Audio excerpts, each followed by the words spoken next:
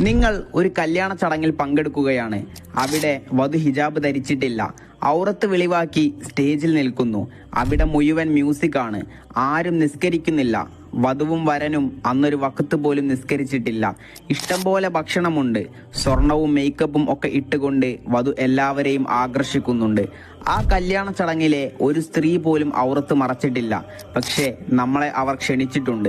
നമ്മൾ ക്ഷണം സ്വീകരിച്ച് അവിടെ ചെന്നിട്ട് അവർക്ക് ഹിദായത്ത് കിട്ടാൻ വേണ്ടി ദുആ ചെയ്യണം.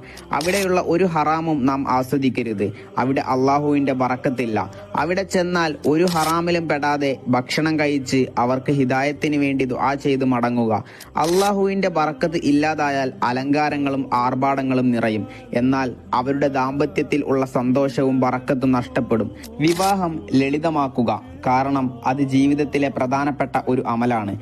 വധുവിനെ നാട്ടുകാർക്ക് മുഴുവൻ കാണാൻ വേണ്ടിയുള്ള ഒരു പ്രദർശന വസ്തു ആക്കാതിരിക്കുക. Download ShareChat.